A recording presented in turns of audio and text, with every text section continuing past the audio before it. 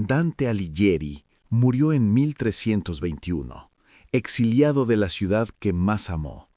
Nunca regresó a Florencia, y Florencia nunca mereció que regresara. Sin embargo, 7 siglos después, sus ideas siguen estructuralmente incrustadas en la civilización occidental. No como adornos en estanterías de bibliotecas, sino como muros de carga en la forma en que pensamos. Sus huellas están en la separación entre Iglesia y Estado. Están en el propio lenguaje de Italia. Están en nuestros supuestos modernos sobre el libre albedrío, la justicia y el propósito humano. Están en la manera en que concebimos la relación entre el conocimiento y la felicidad. La mayoría de las personas conocen a Dante solo a través del infierno, el primer tercio de su Divina Comedia. Conocen los 9 círculos del infierno, los castigos, la famosa línea sobre abandonar toda esperanza. Esto es como conocer a Einstein solo por la ecuación y nada sobre la relatividad misma. El infierno fue un punto de partida, no el destino. Dante construyó un sistema completo de pensamiento a lo largo de múltiples obras durante décadas. La Divina Comedia es la corona, pero el convivio, la monarquía, la vita nueva y el de vulgar y elocuencia son sus cimientos. Juntas, estas obras forman uno de los proyectos intelectuales más unificados de la historia. Cada texto alimenta a los otros como órganos en un solo cuerpo. Dante fue poeta, sí, pero llamarlo solo poeta pierde la arquitectura. Fue un filósofo moral que casualmente escribía en verso. Fue un teórico político que defendió un gobierno mundial 3 siglos antes que Hobbes. Fue un psicólogo del alma que cartografió la cognición y la emoción con una precisión asombrosa. Fue un lingüista que escribió la primera defensa seria de escribir filosofía en lengua vernácula, y fue un cosmólogo que concibió la forma del universo de un modo que anticipó la topología moderna. Lo que hace a Dante verdaderamente inusual no es una sola idea, sino la integración total. No trató la política, la ética, la teología, la psicología y la cosmología como campos separados. Los trató como un solo campo, porque creía que la realidad misma era una estructura unificada. La forma en que se mueven los planetas, la manera en que opera el alma, la forma en que debe funcionar el gobierno, para Dante todo seguía la misma lógica subyacente. Si te equivocas en uno, necesariamente te equivocas en los otros también. Este es el mapa completo de esa lógica, no un resumen, sino una reconstrucción del pensamiento mismo. Parte 1. La forja que moldeó la mente. Dante Alighieri nació en Florencia en 1265, en una familia de pequeña nobleza. Su madre murió cuando él era joven y su padre volvió a casarse y falleció antes de que Dante alcanzara la adultez. Estas pérdidas tempranas importan porque moldearon una mente que se obsesionaría con la estabilidad. Estabilidad política, estabilidad cósmica, estabilidad moral, la estabilidad del alma misma. Florencia a finales del siglo XIII era una de las ciudades más ricas de Europa. También era una de las más violentas políticamente. La ciudad estaba desgarrada entre 2 facciones llamadas los güelfos y los gibelinos. Los güelfos apoyaban la autoridad política del Papa. Los gibelinos apoyaban al emperador. Incluso después de que los gibelinos fueron en gran medida derrotados, los güelfos se dividieron en facciones negras y blancas. Dante pertenecía a los güelfos blancos que querían limitar la interferencia papal en los asuntos florentinos. En 1302, cuando los güelfos negros tomaron el poder con respaldo papal, Dante fue exiliado. Fue condenado a muerte en la hoguera si alguna vez regresaba. Este exilio duró los 19 años restantes de su vida. Vagó entre cortes italianas, dependiendo del mecenazgo de familias nobles. La amargura de este desplazamiento impregna cada obra importante que produjo después. Pero el exilio también le dio algo esencial: libertad intelectual frente a la lealtad facciosa. Más tarde escribió que se había convertido en un partido de uno. Esa independencia es lo que le permitió construir un sistema filosófico en lugar de una simple plataforma política. Ahora, la materia prima intelectual. Dante no inventó su filosofía desde la nada, la sintetizó por tres tradiciones distintas y a veces conflictivas. La primera era la de Aristóteles, a quien los estudiosos medievales llamaban simplemente el filósofo. Dante absorbió su lógica, su filosofía natural, su ética y su teoría política. De Aristóteles tomó la idea fundamental de que todo en la naturaleza tiene un propósito. Un abedul existe para convertirse en roble. Un ser humano existe para actualizar la plena capacidad de su intelecto. Este concepto, llamado teleología, diseño orientado a un fin, se convirtió en la columna vertebral de todo el sistema de Dante. Cada argumento que hizo sobre política, moral y el alma reposa sobre ese armazón. La segunda tradición fue la teología cristiana, principalmente filtrada a través de Tomás de Aquino. Aquino había pasado su carrera reconciliando a Aristóteles con la doctrina católica. Argumentó que la razón y la fe no eran enemigas, sino caminos complementarios hacia la verdad. La razón podía llevarte lejos, pero solo la revelación divina podía llevarte completamente hasta Dios. Dante adoptó este marco, pero lo modificó críticamente. Dio a la razón más autonomía de la que le otorgó Aquino, y concedió al mundo secular una dignidad independiente. Para Aquino, la felicidad terrenal siempre estaba subordinada a la felicidad celestial. Para Dante, la felicidad terrenal tenía un valor genuino por sí misma, perseguida por la filosofía y el buen gobierno.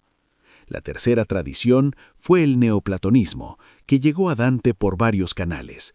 Uno de ellos fue el Liber de Causas, un texto del siglo IX erróneamente atribuido a Aristóteles. Otra fue la obra de poetas filósofos del siglo XII, como Bernardo Silvestre y Alano de Lille. De esta tradición, Dante absorbió la idea de que el universo es una jerarquía en cascada del ser. Dios emana poder hacia abajo a través de las inteligencias angélicas, a través de las esferas celestes, hasta la materia. Todo lo que existe participa de la bondad divina en la medida en que su naturaleza lo permite.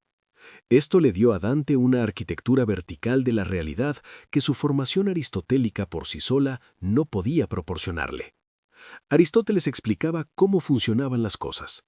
El neoplatonismo le decía a Dante por qué estaban dispuestas como lo estaban. Hubo también una cuarta influencia más controvertida, el aristotelismo radical centrado en Bolonia. Pensadores como Siger de Brabante y Boecio de Dacia llevaron a Aristóteles más lejos de lo que Tomás de Aquino permitía. Argumentaban que la razón humana era autónoma y no necesitaba de la teología para completarse. Este era un terreno peligroso en el siglo XIII, y la Iglesia condenó varias de estas posiciones. Sin embargo, Dante colocó a Siger de Brabante en el paraíso, entre los sabios en el cielo del sol. Esta decisión ha desconcertado a los estudiosos durante siglos. La lectura más convincente es que Dante respetaba la dignidad de la investigación filosófica pura. Discrepaba de sus conclusiones últimas, pero honraba la seriedad del intento. Más allá de la filosofía formal, Dante fue moldeado por un movimiento poético llamado el Dolce Stil Novo. Era un grupo de poetas florentinos e italianos que transformaron la poesía amorosa en investigación filosófica. La figura clave antes de Dante fue Guido Cavalcanti, su amigo cercano y rival intelectual. Cavalcanti escribió un poema famoso argumentando que el amor era esencialmente una fuerza biológica arraigada en el apetito sensorial. Según esta visión, el amor dominaba a la razón y operaba en la oscuridad, más allá del control consciente. La posición de Cavalcanti era materialista en el sentido medieval más fuerte de la palabra. Dante rechazó por completo esta explicación. Para él, el amor no era biología ciega, sino el motor que impulsaba la mente hacia arriba, hacia la verdad. Este desacuerdo con Cavalcanti no es una nota al pie, es la semilla de la que crece toda la Divina Comedia. Dante también estudió con Brunetto Latini, un estadista y enciclopedista florentino que había escrito una gran obra de educación popular. De Latini heredó la convicción de que el conocimiento no debía quedar encerrado tras muros de latín. Esta convicción llevó más tarde a Dante a escribir el Convivio, su banquete filosófico en italiano, en lugar de latín. Se comparó explícitamente como alguien sentado a los pies de los grandes eruditos recogiendo migajas de conocimiento. Pero su propósito era radical: pasar esas migajas a los lectores italianos comunes que no tenían acceso a las universidades. Fue un acto de democratización intelectual casi 2 siglos antes de la imprenta. Hay una influencia más que merece atención y que a menudo se pasa por alto. Dante fue profundamente moldeado por la tradición política romana, especialmente por Virgilio y Cicerón. Virgilio no fue meramente un héroe literario para Dante, representaba el mayor logro de la razón humana sin revelación. Precisamente por eso guía a Dante a través del infierno y el purgatorio, pero no puede entrar en el paraíso. Cicerón, por su parte, ofreció a Dante el modelo del filósofo comprometido con la vida pública. Dante leyó sus obras sobre la amistad y la consolación durante los dolorosos años posteriores a la muerte de Beatriz. De ambos pensadores romanos tomó la idea de que la filosofía no era un ejercicio de torre de marfil, era una práctica que debía servir al bien común o fracasaba en su propio propósito. Así, la forja que moldeó la mente de Dante no fue una sola llama, sino varios fuegos ardiendo al mismo tiempo. Aristóteles le dio las herramientas de la lógica y el concepto de propósito natural. Aquino le mostró cómo la razón y la fe podían coexistir sin destruirse. El neoplatonismo le dio una arquitectura cósmica de luz descendente y ascendente. El aristotelismo radical le enseñó a respetar la soberanía de la investigación filosófica en sí misma. Los poetas del Stil Novo lo obligaron a pensar si el amor era instinto ciego o deseo inteligente. Y la tradición romana le dio la convicción de que las ideas deben servir a comunidades humanas reales. Ninguna influencia por sí sola explica a Dante. El poder de su sistema proviene de la tensión entre todas ellas sostenidas en una sola mente. Parte 2. La arquitectura del alma. Dante heredó de Aristóteles un modelo del alma, pero lo reconstruyó para sus propios fines. Para comprender cualquier otro elemento de su sistema, primero hay que entender esta arquitectura interior. Para Dante, el alma no era una cosa única, sino una estructura en capas con poderes distintos. Cada capa tenía su propia función, sus propios objetos y su propia manera de fallar. La base era el alma vegetativa, compartida con todos los seres vivos, incluidas las plantas. Esta capa gobernaba el crecimiento, la nutrición y la reproducción, las operaciones básicas de la vida biológica. Por encima estaba el alma sensitiva, compartida con los animales, que manejaba la percepción y el apetito.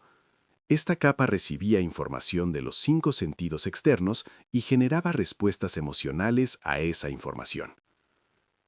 En la cima estaba el alma intelectiva, única de los seres humanos, que procesaba el pensamiento abstracto. Esta era la capa capaz de captar principios universales, hacer matemáticas y contemplar a Dios. Este modelo tripartito provenía directamente de Aristóteles y su De Anima, pero Dante no se limitó a copiarlo. Subrayó algo que Aristóteles había dejado algo ambigua. Para Dante, estas 3 capas no eran 3 almas separadas apiladas en un solo cuerpo. Eran 3 potencias de una única alma unificada que operaba simultáneamente en cada momento. Esta distinción es enorme para su ética y su política. Si el alma estuviera verdaderamente dividida, una persona podría excusar un comportamiento inmoral como el predominio de una parte sobre otra, pero como el alma es unificada, cada acto involucra a la persona entera. No puedes pecar con tus apetitos mientras tu intelecto permanece inocentemente al margen. Dentro del alma sensitiva, Dante identificó una cadena sofisticada de procesamiento interno. Los datos sensoriales del mundo exterior entraban primero por los 5 sentidos externos. Estos datos brutos pasaban luego al sentido común, que unificaba las entradas de diferentes sentidos en una sola percepción. Ves una llama y sientes calor al mismo tiempo. El sentido común une ambos en una sola experiencia. La neurociencia moderna llama a esto integración multisensorial, que ocurre en regiones cerebrales como el colículo superior. Dante no sabía nada de neuronas, pero su descripción funcional coincide con operaciones cognitivas reales. Después del sentido común venía la imaginación, que Dante trataba como el taller interno de la mente. La imaginación podía retener imágenes sensoriales cuando los objetos originales ya no estaban presentes. También podía combinar y recombinar imágenes de maneras sin contraparte externa. Puedes imaginar una montaña de oro aunque no exista en el mundo. Dante reconoció que este poder era tanto creativo como peligroso. La imaginación podía servir al intelecto proporcionando materia prima para el razonamiento abstracto, pero también podía atrapar la mente en representaciones falsas que se sentían completamente reales. Varios episodios del Purgatorio muestran a Dante experimentando visiones involuntarias que se apoderan por completo de su imaginación. Luego venía la potencia estimativa, que Dante tomó de la elaboración de Avicena sobre Aristóteles. Esta facultad hacía juicios rápidos y automáticos sobre si algo era beneficioso o dañino. Una oveja percibe a un lobo y huye inmediatamente, no mediante análisis racional, sino por estimación. Esto se aproxima sorprendentemente a lo que la psicología moderna llama detección automática de amenazas. La amígdala en el cerebro humano cumple exactamente esta función, evaluando el peligro antes de que intervenga el pensamiento consciente. Dante entendió que gran parte del comportamiento humano estaba impulsado por estos juicios prerreflexivos. La cuestión ética era si el intelecto podía dominarlos o si gobernaban por defecto. Todo su sistema moral depende de que la respuesta sea sí, pero solo mediante práctica disciplinada. Finalmente estaba la memoria, que Dante no trataba como almacenamiento pasivo, sino como potencia activa. La memoria retenía no solo imágenes, sino las evaluaciones que la potencia estimativa había unido a ellas. No solo recuerdas al lobo, sino que lo recuerdas como peligroso. Esto significa que la memoria ya está cargada moralmente antes de que el intelecto la examine. Dante capta algo que la ciencia cognitiva ha confirmado solo en décadas recientes. La memoria humana es reconstructiva, moldeada por la emoción y el juicio previo, nunca un registro neutral. Las implicaciones para su ética son directas. El pecado habitual no solo repite una acción, reescribe la memoria misma, haciendo que la elección pecaminosa se sienta cada vez más natural e inevitable. Por encima de todas estas potencias sensitivas estaba el intelecto, dividido en dos operaciones. La primera era el intelecto posible, que recibía y entendía formas abstractas o conceptos universales. La segunda era el intelecto agente, que extraía activamente esos universales a partir de los particulares sensibles. Cuando ves muchos triángulos individuales y captas el concepto de triangularidad en sí, el intelecto agente ha hecho su trabajo. Esta distinción provenía de Aristóteles, pero generó uno de los debates más intensos de la filosofía medieval. El filósofo árabe Averroes sostuvo que el intelecto agente no era individual, sino uno para toda la humanidad. Según esa lectura, los individuos no piensan verdaderamente, participan en una mente cósmica única. Dante rechazó esto en el Purgatorio y en el marco teológico de la comedia, insistiendo que cada alma posee su propio intelecto. Sin embargo, hizo algo notable con la idea de intelecto colectivo en la monarquía. Argumentó que el propósito de la humanidad era actualizar la capacidad total del intelecto posible. Ninguna persona individual podía lograrlo. Requería que toda la especie humana trabajara a lo largo del tiempo. Esto no es averroísmo, porque Dante seguía sosteniendo que cada individuo tiene un intelecto personal, pero toma la amplitud de la visión averroísta y la redirige hacia un argumento político.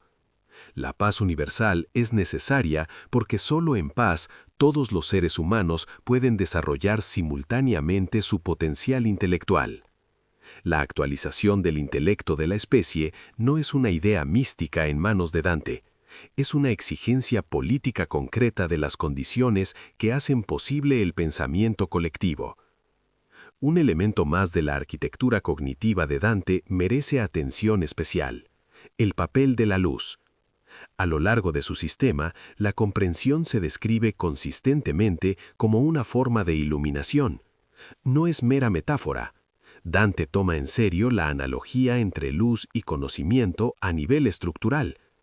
Así como la luz física hace visibles los objetos, la luz intelectual hace cognoscibles los objetos inteligibles. El intelecto agente opera sobre los datos sensoriales como la luz del sol sobre una habitación oscura. Sin ella, las formas incrustadas en la materia permanecen ocultas, del mismo modo que los colores desaparecen en la oscuridad total. Esta metafísica de la luz atraviesa desde la operación cognitiva más baja hasta la visión de Dios. En el último canto del paraíso, comprensión y luz se vuelven literalmente indistinguibles. Parte 3. El libre albedrío y el problema del deseo. El libre albedrío no es un tema secundario en la filosofía de Dante, es el pilar central. Sin él, todo su sistema moral, su política y su teología se derrumban en incoherencia. En su carta a Can Grande de la Scala, Dante definió explícitamente el tema de la Divina Comedia. El poema trata sobre la humanidad en cuanto sujeta a recompensas y castigos de la justicia a través de la libertad de la voluntad. Cada círculo del infierno, cada terraza del purgatorio, cada esfera del paraíso presupone una cosa. Los seres humanos eligen y esas elecciones tienen consecuencias reales y permanentes. Pero, ¿qué entiende exactamente Dante por libre albedrío y cómo opera realmente? La respuesta exige separar dos cosas que la mayoría de las personas confunden: voluntad y deseo. Para Dante, todo ser humano está impulsado por un amor natural que nunca es malo en sí mismo. Este amor natural es la orientación innata del alma hacia el bien, implantada por Dios en la creación. Opera automáticamente, como la gravedad que atrae una piedra hacia abajo, sin requerir decisión consciente. No eliges querer la felicidad, ese querer está inscrito en tu naturaleza como ser racional. Por encima de este amor natural está el amor electivo, y aquí es donde entra la libertad. El amor electivo es la capacidad del alma para dirigirse hacia objetos específicos que juzga como buenos. El intelecto presenta opciones a la voluntad. La voluntad entonces los acepta o los rechaza. Este es el momento crucial de la libertad, la bisagra sobre la cual gira toda responsabilidad moral. Dante explica este proceso con mayor claridad en el Purgatorio, canto 18, a través de la voz de Virgilio. Virgilio le dice a Dante que la mente, creada dispuesta a amar, se mueve a todo aquello que le agrada. Una vez que un objeto real activa su disposición, la mente se inclina hacia él como una llama que asciende. Pero la inclinación aún no es consentimiento. Entre la atracción y la acción se encuentra el poder del juicio. Aquí es donde Dante se separa de su amigo Guido Cavalcanti en el nivel más profundo. Cavalcanti había sostenido que el amor era una fuerza abrumadora originada en el apetito sensorial. Según su visión, cuando el alma sensitiva se fijaba en un objeto de deseo, la razón quedaba impotente. El amor operaba por debajo de la conciencia como una compulsión biológica, dejando al intelecto en la oscuridad. Dante encontró esta posición filosóficamente inaceptable porque destruía la responsabilidad moral. Si el deseo simplemente te sucede, entonces el castigo por actuar según él es injusto. Y si el castigo es injusto, toda la estructura de la justicia divina se convierte en crueldad arbitraria. Dante necesitaba el libre albedrío no para consolarse, sino para mantener su sistema lógicamente coherente. Por eso introdujo lo que llamó la facultad innata de consejo o la noble virtud. Esta facultad se sitúa entre el deseo y el consentimiento, funcionando como un umbral que todos los impulsos deben cruzar. Cuando el alma sensitiva presenta un objeto atractivo, esta facultad mantiene la respuesta en suspensión. Crea un intervalo entre estímulo y acción donde puede ocurrir la evaluación racional. La psicología moderna reconocería esto como función ejecutiva, gestionada principalmente por la corteza prefrontal. Dante no conocía la neurociencia, pero identificó con notable precisión el requisito funcional. Sin esta pausa entre deseo y acción, los seres humanos no serían diferentes de los animales. Con ella, se convierten en las únicas criaturas del cosmos capaces de auténtica agencia moral. Pero Dante no era ingenuo respecto a la dificultad de ejercer esta libertad. Entendía que las elecciones repetidas en una misma dirección crean hábitos que estrechan progresivamente las opciones futuras. Así explica la creciente gravedad del pecado a medida que se desciende por el infierno. Las almas del infierno superior, castigadas por pecados de incontinencia, no lograron resistir pasiones abrumadoras.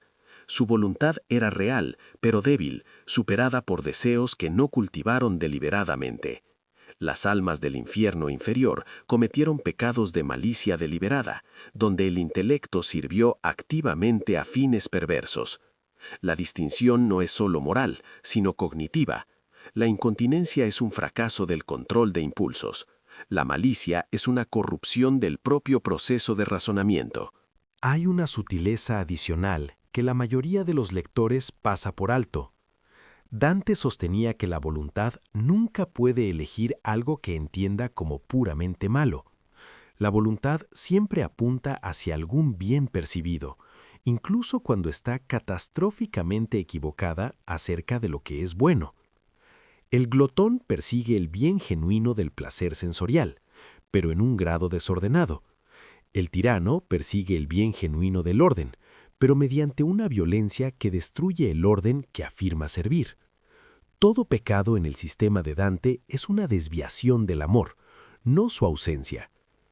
Este principio tiene consecuencias enormes. Significa que el mal no es una fuerza positiva en el universo, sino una distorsión de algo originalmente bueno. Dante heredó esta idea de Agustín de Hipona, quien argumentó que el mal no tiene existencia independiente.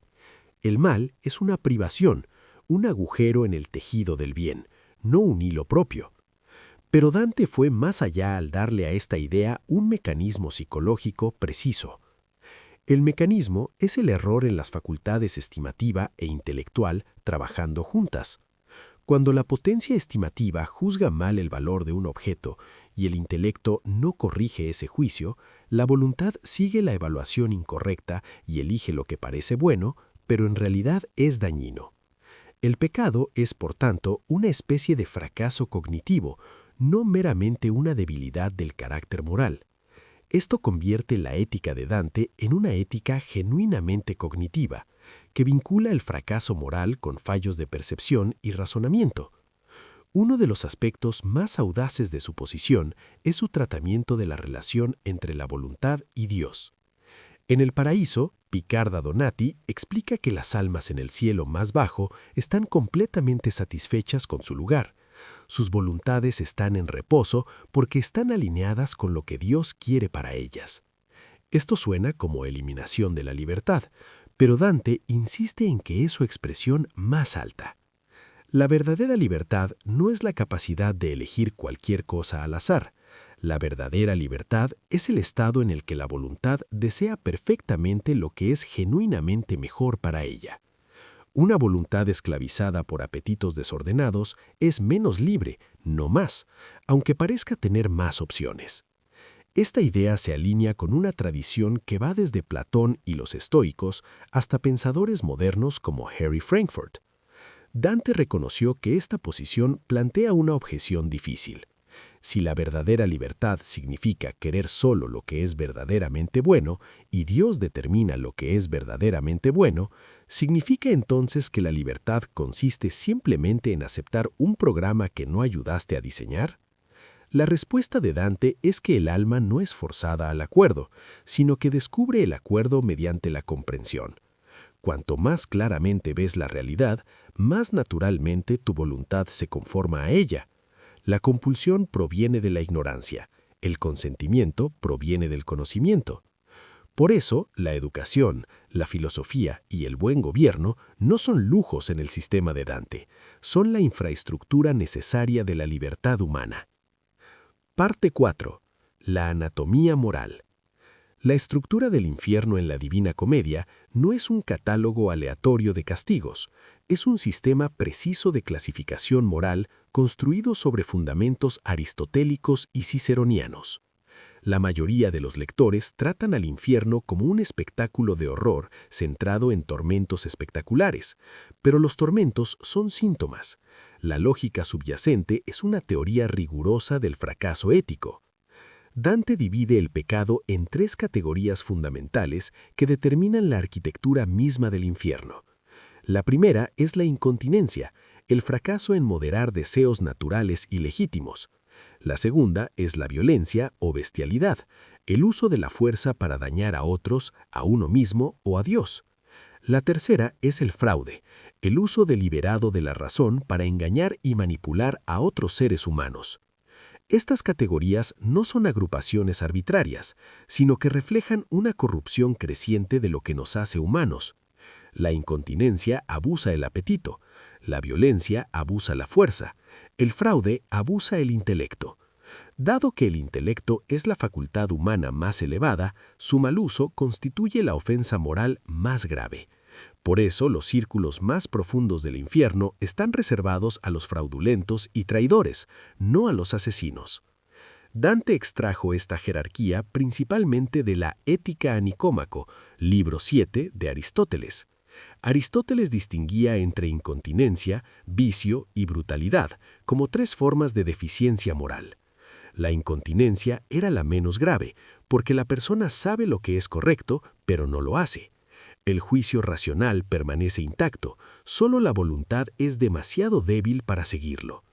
El vicio es peor, porque el juicio racional mismo está corrompido. La persona viciosa cree genuinamente que la acción incorrecta es la correcta.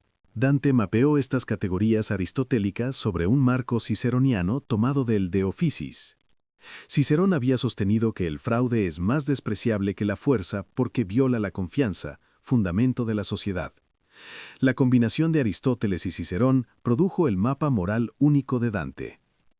El infierno superior, círculos 2 al 5, contiene a los incontinentes, lujuriosos, glotones, avaros e iracundos.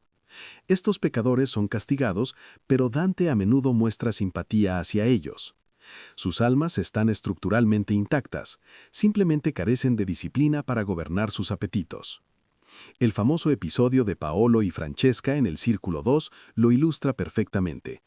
Francesca describe cómo leer juntos una historia de amor los arrastró casi involuntariamente al adulterio. Dante Peregrino se desmaya de compasión tras escuchar su relato. Esta compasión es moralmente significativa porque muestra que aún no ha aprendido a separar la compasión de la claridad moral. Debajo de la ciudad de Dite, que marca el límite entre el infierno superior e inferior, los pecados se vuelven deliberados.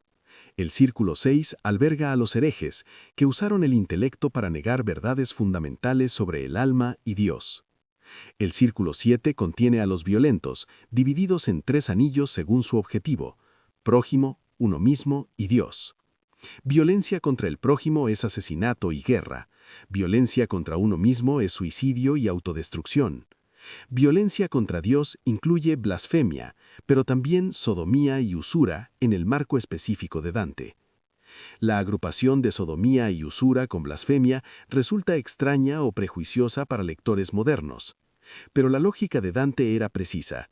Las tres eran entendidas como violaciones de la naturaleza o de la productividad natural. La blasfemia rechaza directamente a Dios. Las otras rechazan el orden natural que Dios estableció para la prosperidad humana. Los círculos 8 y 9 albergan a los fraudulentos. Y aquí la anatomía moral de Dante se vuelve más intrincada. El círculo 8, llamado Malevolge o malas fosas, contiene 10 subcategorías distintas de fraude: seductores, aduladores, clérigos corruptos que vendían cargos espirituales, adivinos, políticos corruptos, hipócritas, ladrones, consejeros engañosos, sembradores de discordia y falsificadores de varios tipos. Cada subcategoría apunta a una forma específica de confianza violada mediante engaño deliberado. El seductor abusó de la confianza erótica. El clérigo corrupto abusó de la confianza espiritual. El político abusó de la confianza cívica. Lo que los unifica es que todos utilizaron la facultad racional como arma contra su propósito propio. La razón existe para iluminar la verdad. Estos pecadores la usaron para fabricar mentiras en beneficio personal. El círculo 9, el fondo del infierno, alberga a los traidores, congelados en un lago de hielo en lugar de arder en fuego. El hielo es simbólicamente perfecto. La traición es el pecado más frío porque requiere la deliberación más calculada. El fuego representa pasión y apetito, fuerzas que al menos muestran vida y energía. El hielo representa la ausencia total de calidez, amor y conexión con otros seres. Los traidores están divididos según la relación que traicionaron: familia, patria, huéspedes y benefactores. En el centro absoluto, Satán mastica a Judas, Bruto y Casio en sus 3 bocas. Judas traicionó a su señor espiritual. Bruto y Casio traicionaron a su señor político. Esta disposición revela la convicción de Dante de que los 2 peores crímenes posibles son traicionar a Dios y traicionar el imperio. Ahora bien, aquí está el principio más profundo que la mayoría de los comentarios pasa por alto. El castigo en cada caso no es una tortura arbitraria impuesta por un Dios airado. Es el pecado mismo hecho visible y permanente, un concepto llamado contrapaso. Los lujuriosos son arrastrados por vientos porque en vida dejaron que la pasión los desviara. Los adivinos tienen la cabeza vuelta hacia atrás porque intentaron ver el futuro en lugar del presente. Los traidores están congelados porque congelaron toda calidez y lealtad humana en sus relaciones. Contrapaso significa que el castigo no se aplica desde afuera, es la consecuencia lógica e inevitable del pecado plenamente expresado en la eternidad. Este principio tiene una implicación sorprendente que conecta a Dante con la ciencia moderna del comportamiento. Si el castigo es simplemente la expresión completa de un patrón que elegiste en vida, entonces el infierno es autocreado. Las almas no están en el infierno porque Dios sea vengativo, sino porque sus elecciones las fijaron en un estado permanente. Se convirtieron tan completamente en su pecado que el pecado se volvió su identidad entera. La investigación moderna de la adicción muestra algo estructuralmente similar. El comportamiento repetido remodela las vías neuronales. Con el tiempo, el cerebro adicto no solo desea la sustancia, se reorganiza en torno a obtenerla. En el nivel cósmico, el amor es la fuerza por la cual Dios mueve el universo entero sin contacto físico. Dios no empuja el primer móvil como una mano que hace girar una rueda. El primer móvil se mueve porque ama a Dios, y el deseo de la perfección divina lo arrastra a una rotación perpetua. Cada esfera inferior es movida por la superior, mediante el mismo mecanismo de deseo. Las inteligencias angélicas que gobiernan cada esfera contemplan a Dios, y su deseo de expresar lo que contemplan produce movimiento. El universo físico entero es, por tanto, un sistema en cascada donde el amor se traduce en movimiento en todos los niveles. Esto se aproxima al concepto aristotélico del motor inmóvil, pero Dante le dio un contenido afectivo que Aristóteles nunca desarrolló. El motor primero de Aristóteles era un objeto de pensamiento. El Dios de Dante es un objeto de amor. Y la diferencia no es trivial. La conexión con la física moderna es limitada, pero puede formularse con precisión. El cosmos movido por el amor en Dante no es un antecedente científico de la teoría gravitatoria. Sin embargo, existe un paralelismo estructural interesante. En la relatividad general, la masa no empuja a otros objetos. Curva la geometría del espacio-tiempo y los objetos siguen esa curvatura. La atracción no es una fuerza ejercida a distancia, sino una propiedad del propio medio. En el cosmos de Dante, el amor tampoco empuja, atrae. Curva la voluntad hacia su fuente. Ambos sistemas sustituyen la causalidad mecánica por algo semejante a un efecto de campo, una configuración del espacio en el que las cosas se mueven. El paralelismo no debe exagerarse, pero muestra que Dante afrontaba la misma pregunta conceptual. ¿Cómo opera la influencia sin contacto directo? La expresión última del amor en el sistema de Dante es la visión de Dios en el último canto del paraíso. Dante ve 3 círculos de luz que se interpenetran, representación de la Trinidad. En el segundo círculo percibe la imagen de un rostro humano, símbolo de la encarnación de Cristo. Lucha por comprender cómo la imagen humana cabe dentro del círculo divino, cómo lo finito se integra en lo infinito. Su intelecto fracasa, pero en el último instante su voluntad y su deseo son movidos directamente por el amor divino. El verso final describe ese amor como la fuerza que mueve el sol y las demás estrellas. El poema no termina con la comprensión, sino con la alineación. La mente no puede abarcar a Dios, pero la voluntad puede ser movida por el mismo amor que mueve todo lo demás. Este final es una afirmación epistemológica tanto como teológica. Significa que la verdad más profunda de la realidad no es algo que pueda conocerse en el sentido ordinario. Es algo en lo que solo se puede participar mediante la alineación del deseo con su objeto último. El conocimiento alcanza un límite, el amor no. Esto no es antiintelectualismo, porque Dante dedicó toda la comedia a celebrar el poder del intelecto. Es una delimitación precisa del punto donde termina el intelecto y comienza otro modo de relación con la realidad. La mente te lleva hasta el umbral. El amor te hace cruzarlo. Ambos son necesarios y ninguno es suficiente por sí solo. Parte 10. Lenguaje, conocimiento y democratización de la verdad. Dante fue el primer gran pensador europeo que argumentó de manera sistemática que la filosofía podía hacerse en una lengua común. Esta afirmación, que hoy parece evidente, era revolucionaria. A comienzos del siglo XIV, el latín era la lengua de todo trabajo intelectual serio en la Europa medieval. Teología, derecho, filosofía natural, medicina. Casi todo lo que importaba se escribía y debatía en latín. La mayoría de las personas, incluidos muchos nobles, no sabían leerlo.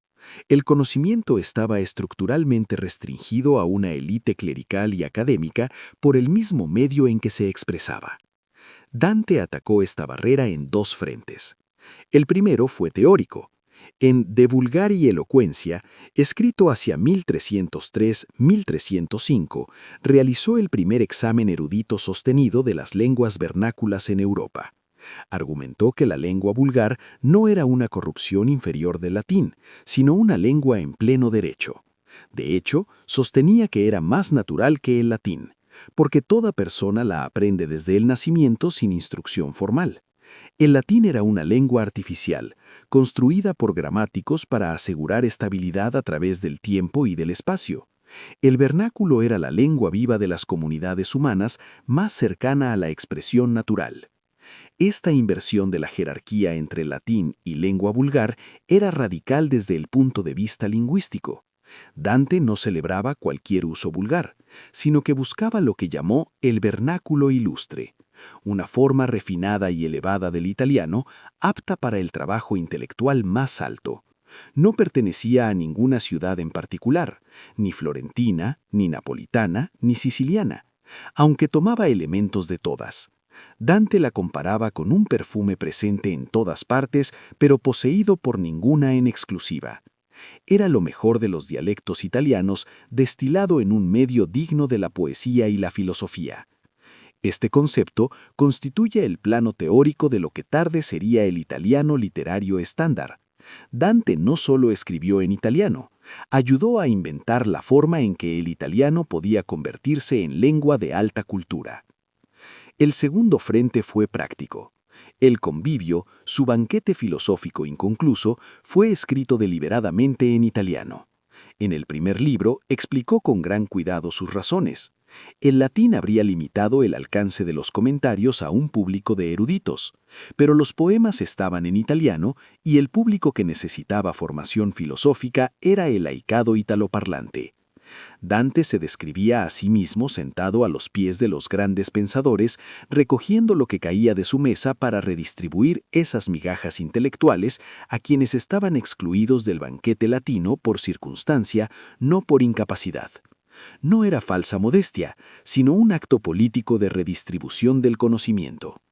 Dante creía que el deseo de saber era un rasgo universal del ser humano, no un privilegio de nacimiento o de educación. El Convivio fue concebido como una obra de 15 libros, aunque solo completó 4 antes de abandonarlo para dedicarse a la comedia. Aún incompleto, abarca un terreno intelectual vasto: ética, metafísica, cosmología y la naturaleza misma de la filosofía. En el tercer libro, define a la filosofía como el uso amoroso de la sabiduría, retomando la etimología griega del término. La filosofía no es un conjunto de doctrinas, sino una práctica de amor a la verdad en todos los ámbitos del conocimiento. Esta definición tiene consecuencias sobre quién puede ser filósofo. Si la filosofía es una práctica de amor y no una credencial institucional, entonces cualquiera con el deseo adecuado puede emprenderla. Dante no lo formula de manera explícita, pero la decisión de escribir filosofía en lengua vernácula implicaba precisamente esa democratización. El cuarto libro del Convivio contiene su argumento socialmente más radical, su teoría de la nobleza. Atacó directamente la idea predominante de que la nobleza dependía de la riqueza, el linaje y el estatus heredado. Sostenía que la riqueza es inestable y engañosa, incapaz de fundamentar el verdadero valor humano. La ascendencia no prueba nada, porque padres virtuosos pueden engendrar hijos corruptos y viceversa. La verdadera nobleza es la semilla de la virtud implantada por Dios en el alma individual, independientemente de la posición social. Se manifiesta como excelencia moral a lo largo de todas las etapas de la vida humana. En una Florencia dominada por estructuras feudales y corporativas, este argumento tenía un carácter políticamente explosivo. Significaba que un trabajador podía ser más noble que un conde si cultivaba una virtud auténtica. También implicaba que el privilegio heredado no tenía justificación filosófica alguna. Dante no llevó esta lógica hasta su conclusión democrática. Seguía siendo un hombre de su tiempo, con instintos aristocráticos. Pero el argumento en sí era una semilla que humanistas posteriores, reformadores y eventualmente pensadores democráticos cultivarían. El principio de que el valor humano deriva del carácter y no del nacimiento traza una línea directa desde el Convivio hasta la Ilustración. Hay un punto más profundo sobre los sistemas de información implícito en el proyecto lingüístico de Dante. Toda civilización está moldeada por quién tiene acceso al conocimiento y en qué forma.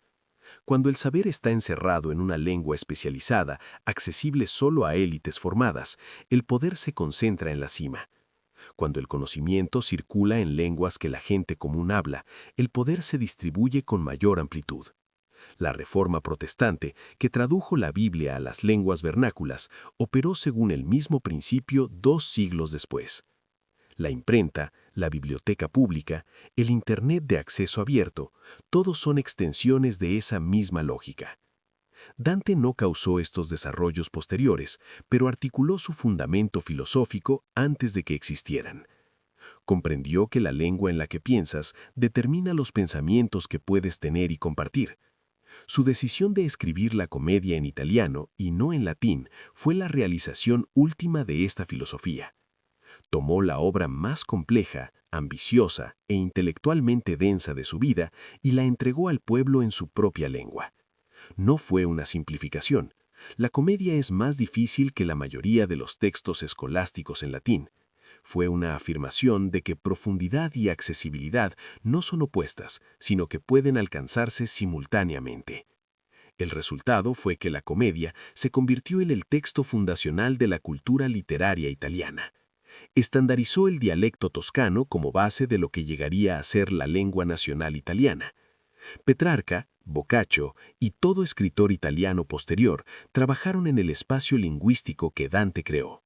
No solo escribió una obra maestra, construyó la lengua en la que se escribirían todas las futuras obras maestras italianas. Parte 11. Los límites del conocer. Dante fue un defensor apasionado de la razón humana, pero fue igualmente preciso respecto a dónde se detiene. Su sistema no es un manifiesto racionalista, es un territorio cuidadosamente cartografiado, con fronteras claramente marcadas. Comprender dónde trazó esas fronteras revela algo profundo sobre su epistemología, su teoría de lo que los seres humanos pueden y no pueden conocer y por qué el límite se encuentra donde se encuentra. El marco básico es este. La razón humana, trabajando a partir de la experiencia sensible, puede alcanzar verdades genuinas sobre el mundo natural y la vida moral. Aristóteles lo demostró. Los filósofos paganos lo demostraron. Virgilio, que nunca conoció a Cristo, lo demostró viviendo virtuosamente. La razón puede demostrar que Dios existe, que el alma es inmortal y que la ley moral tiene fundamentos objetivos. Estas verdades son accesibles al intelecto natural sin ayuda de la revelación divina. Dante honró esta capacidad con firmeza, con lo cual los filósofos paganos en el limbo y no en el infierno de castigo, precisamente porque el uso de la razón fue noble y correcto. Situó a Siger de Brabante en el paraíso, porque llevó la razón hasta los límites absolutos con honestidad intelectual. La razón no es el enemigo en el sistema de Dante, es la mejor herramienta que la humanidad posee para orientarse en el mundo creado. Pero la razón tiene una limitación estructural que no puede superar simplemente esforzándose más. Funciona abstrayendo conceptos universales a partir de experiencias sensibles particulares. Ves triángulos individuales y abstraes el concepto de triangularidad. Ves actos justos particulares y abstraes el concepto de justicia. Este proceso funciona brillantemente dentro del mundo natural, porque el mundo natural está compuesto de particulares que encarnan universales.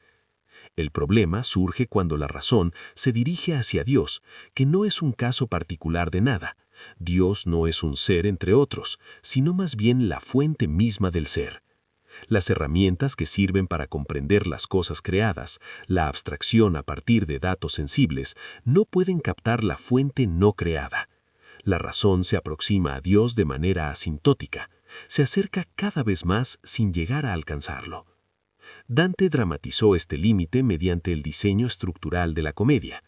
Virgilio, que representa el logro supremo de la razón humana, guía a Dante a través del infierno y purgatorio, pero no puede entrar en el paraíso, porque éste excede el dominio del conocimiento natural. Entrega a Dante a Beatriz, que representa la teología revelada, el conocimiento dado por Dios y no descubierto por el esfuerzo humano. Esta transición no es una degradación de la razón, sino un reconocimiento de sus límites. Una escalera no fracasa porque no pueda alcanzar la luna. Tiene éxito al llegar al techo, que es tan lejos como puede llegar. La despedida de Virgilio en la cima del purgatorio es la declaración más conmovedora de Dante de que la razón merece gratitud por todo lo que logra. Pero fingir que logra más de lo que realmente puede es en sí mismo una forma de pecado intelectual. En el paraíso, Dante encuentra verdades que superan la demostración racional, pero no contradicen la razón. La Trinidad, la Encarnación y la resurrección del cuerpo son doctrinas reveladas que la razón no puede derivar por sí sola. Sin embargo, no violan la coherencia lógica, exceden el alcance de lo que la lógica puede probar. Siguiendo a Tomás de Aquino, Dante insistía en que fe y razón ocupan jurisdicciones distintas, no campos opuestos.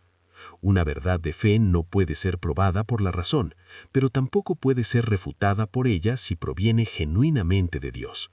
Si surge un conflicto aparente, o el razonamiento es defectuoso, o la interpretación de la revelación es incorrecta. Este marco protegía simultáneamente la autonomía de la filosofía y la autoridad de la teología. Ninguna podía invadir el territorio de la otra sin distorsionarse.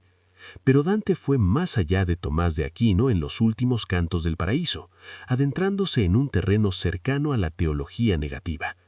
Según esta tradición, Dios solo puede describirse por lo que no es finito, no es compuesto, no es temporal, no es material, no es comprensible mediante ninguna descripción positiva. Toda afirmación sobre Dios resulta insuficiente porque Dios excede todas las categorías de la mente humana. En el canto final, Dante describe su visión de Dios como 3 círculos de luz que se interpenetran, pero inmediatamente afirma que su lenguaje fracasa, que su memoria de la visión ya se desvanece. Incluso mientras escribe, dice que su discurso queda más corto que la lengua de un niño que aún balbucea al pecho de su madre. El mayor poema de la literatura occidental termina declarando su propia insuficiencia para expresar lo que ha visto. No es un recurso retórico. Es un principio epistemológico expresado en forma narrativa. Las verdades más altas no se reducen a proposiciones que el intelecto pueda retener y examinar con calma. Son acontecimientos que le suceden a la persona entera. Intelecto, voluntad y deseo se funden en un solo instante. La visión de Dios en el Paraíso 33 es una experiencia, no un argumento. Dante puede describir la aproximación, la preparación, las condiciones emocionales e intelectuales que la hicieron posible, pero el contenido mismo de la visión se escapa cada vez que intenta capturarlo con palabras. Esto se alinea con una tradición que va de Plotino a Meister Eckhart y hasta la observación de Wittgenstein de que aquello de lo que no se puede hablar debe pasarse en silencio. Dante encontró una tercera opción: hablar del fracaso de hablar y dejar que ese fracaso comunique lo que el discurso directo no puede. Existe una conexión con los estudios modernos sobre la conciencia que merece formularse con cuidado. El llamado problema difícil de la conciencia pregunta por qué existe la experiencia subjetiva en absoluto. ¿Por qué se siente algo al ser una persona concreta mirando un color concreto? La neurociencia puede describir los mecanismos de la percepción, los correlatos neuronales, el procesamiento de información, pero no puede explicar por qué esos mecanismos producen experiencia en lugar de mera respuesta mecánica. Dante enfrentó un problema análogo en el nivel teológico. Podía describir la aproximación a Dios, las condiciones intelectuales, la preparación moral requerida, pero el encuentro mismo excedía todo marco descriptivo. No porque fuera un mal escritor, sino porque el objeto excedía la capacidad de cualquier mente finita. El tratamiento que Dante da a este límite tiene implicaciones prácticas más allá de la teología. Sugiere que todo sistema totalizante, todo marco que pretenda explicarlo todo, comete un error categorial. El universo es más grande que cualquier modelo del universo, incluidos los modelos científicos más sofisticados. No es misticismo ni anticiencia, es una afirmación sobre la relación entre mapas y territorios. El mejor mapa sigue sin ser el paisaje. La mejor ecuación sigue sin ser el fenómeno que describe. La comedia es el mapa más ambicioso que nadie había dibujado hasta entonces de la estructura completa de la realidad. Y su acto final es mostrar el punto donde el mapa se queda sin tinta. Esa honestidad, la voluntad de construir el sistema más comprensible posible y luego señalar sus bordes, es quizá el logro intelectual más maduro de Dante. Parte 12. Legado, malentendidos y el sistema vivo. Dante ha sido leído continuamente durante 700 años, pero rara vez ha sido leído en su totalidad. Cada siglo selecciona los fragmentos que confirman sus propias preocupaciones e ignora el resto. Corregir los malentendidos más comunes es necesario antes de evaluar su verdadero legado. El primer gran malentendido es que Dante fue ante todo un poeta religioso que expresaba la ortodoxia católica medieval. Esta lectura dominó desde el siglo XIV hasta la Contrarreforma y persiste en la cultura popular. Es errónea por una razón concreta. Dante colocó a varios papas en el infierno, y su tratado Monarquía fue condenado por herejía. Su teología era profundamente personal, ecléctica y en puntos clave abiertamente desafiante de la autoridad papal. Colocó al pagano Catono como guardián del purgatorio y elevó a Siger de Brabante, filósofo condenado, al paraíso. Otorgó al gobierno secular una dignidad independiente que la doctrina católica más estricta negaba explícitamente. Llamar a Dante un católico ortodoxo es como llamar a Galileo un astrónomo convencional. Trabajó dentro de la tradición, sí, pero la tensó casi hasta romperla en varias direcciones a la vez. El segundo malentendido es el opuesto, que Dante fue un humanista secular avant la lettre, que utilizó el lenguaje religioso como mera alegoría. Esta lectura ganó popularidad durante el Risorgimento, cuando los nacionalistas italianos adoptaron a Dante como símbolo de unidad cultural. Falla porque Dante creía genuinamente en Dios, en la inmortalidad del alma y en la realidad del juicio divino. No eran metáforas decorativas de estados psicológicos, sino afirmaciones sobre la estructura real del mundo. Su teología fue heterodoxa en aspectos específicos, pero fue teología, no secularismo disfrazado. Reducir a Dante a un humanista elimina la dimensión vertical que sostiene su sistema. El tercer malentendido es que el infierno es la parte importante y que el resto es tediosa piedad. Esta lectura refleja el apetito moderno por el espectáculo y la incomodidad ante la ascensión intelectual sostenida. En su estructura, el infierno es el fundamento, no el edificio. El purgatorio contiene su psicología más profunda y su teoría de la transformación humana. El paraíso contiene su metafísica más avanzada, su epistemología y su teoría del amor cósmico. Leer solo el infierno es como estudiar únicamente la patología sin nunca aprender cómo es un cuerpo sano. La comedia es un argumento continuo, y su conclusión está en el último canto del paraíso, no en el último canto del infierno. Quien lee solo el infierno ha encontrado el diagnóstico de Dante, pero nunca su prescripción. Una vez despejados estos malentendidos, puede trazarse su influencia real. Sus sucesores inmediatos, Petrarca y Boccaccio, construyeron directamente sobre su logro lingüístico. Petrarca refinó la poesía lírica que Dante había elevado. Boccaccio desarrolló la narrativa en prosa en la lengua vernácula que Dante legitimó. Juntos, estos tres escritores crearon la literatura italiana como una tradición viva y no como una curiosidad provincial. Pero la influencia de Dante en el pensamiento político pudo haber sido aún más trascendental que su impacto literario.